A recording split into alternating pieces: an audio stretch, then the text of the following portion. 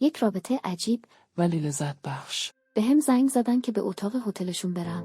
وقتی به اونجا رسیدم به هم گفتن باید 3 نفری با هم بخوابیم. من رو مست کردند. من مجبور به رابطه با اونها شدم. تو حال خودم نبودم. باورم نمیشد که بالاخره یک زوج پیدا کردم که میتونستم باهاشون رابطه داشته باشم. سلام، ما غزل و مهسا هستیم و برای شما یک داستان جذاب آماده کردیم. اگه از داستانهای ما خوشتون میاد حتما سابسکرایب کنید. شاید برای شما این داستان غیر واقعی به نظر بیاد، اما این داستان واقعا برای من اتفاق افتاده و من از اون موقع به رابطه‌های 3 نفری علاقه‌مند شدم.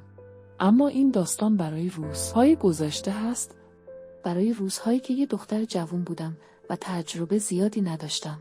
باورم نمیشد همچین آدم‌هایی وجود داشتن و به این نوع رابطه علاقه‌مند بودن. در روزهای اول من افسردگی گرفتم و کارم به مشاور کشیده شد. اما حالا من از این مدل رابطه لذت میبرم. من چند سال پیش یک تور لیدر بودم و تحت نظارت یکی از شرکت‌های توریستی اتوبوس‌های توریستی رو به طور یک روز به نقاط تفریحی تهران میبردم. انقدر دختر و پسرهای جوان توی تورهای من بودن که حسابی باهاشون رفیق میشدم. از هر نوع سن سالی توی تور من بودن. هر نوع آدمی رو اونجا میشناختم. صبحها معمولاً ساعت 5 صبح حرکت میکردیم و ساعت 1 یا ساعت 2 شب برمیگشتیم تهران. اونجا نهار میخوردیم و خوش میگذروندیم. من دختر دافی نبودم ولی سعی میکردم با 24 سال سنم هم جدی و هم بامزه به نظر بیام. دیگه همه شماره هم رو داشتیم و تا چند سال با هم رفیق میشدیم. سعی میکردم خوش اخلاق باشم تا مشتری هام رو نگه دارم، تا کسی یک کار غیر اخلاقی نکنه و کسی هم از کسی دلخور نشه. اون موقع دانشجو بودم و کار میکردم، برای همین پول اون کار برای من مهم بود. من به کارم علاقه داشتم و سعی میکردم اون رو نگه دارم. اون موقع یه پسر خوشتیپ توی اکیپ ما بود که قیافه خوبی داشت، خیلی جذاب بود و معلوم بود وضع مالی خوبی داشت. ولی هر هفته با یک دختر جدید به تور می اومد. سالها گذشت و من 34 ساله بودم. توی یک شرکت توریستی کار می کردم، ولی هنوز هم با بچه‌های قدیمی حرف می زدم و در ارتباط بودم. هر وقت هر کسی می خواست بیاد کیش با من هماهنگ می کرد. من براشون بلیط و هتل رزرو می کردم و پول بیشتری در می آوردم و هنوز هم با اونها در ارتباط بودم. تا اینجا ویدیو رو دیدی؟ حتما خوشت اومده؟ پس کانال رو سابسکرایب کن و ویدیو رو لایک کن تا بریم برای ادامه ویدیو.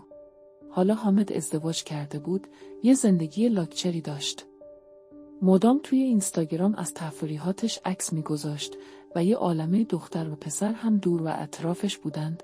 مدتی بود که با من ارتباط بیشتری داشت. مدام از من سوال میپرسید که دوست پسر داری؟ چقدر درآمد داری؟ ازدواج کردی؟ و یه عالمه سوال درباره من. حس می‌کردم اون به من علاقه منده. من هم برام سوال نمی‌شد که چرا از من سوال خصوصی میپرسه. هر وقت هم که من ازش سوال میپرسیدم سعی میکرد از جواب دادن تفاره بره. زمان گذشت تا اینکه به هم گفت میخواد برای سفر به کیش بیاد. من هم همه کاراشون رو کردم تا زودتر برسن. حتی برای دیدنشون به فرودگاه رفتم. اون موقع من هم دنبال پول بودم و بهش میگفتم چجوری پول در میاری؟ نکنه دزدی میکنی؟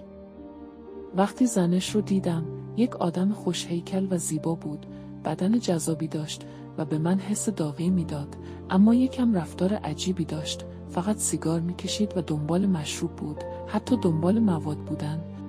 و من هم میگفتم که من درست کیش رو نمیشناسم، فقط سعی میکنم باهاش پول در بیارم و نمیدونم از کجا میشه مواد گرفت و کسی رو نمیشناسم.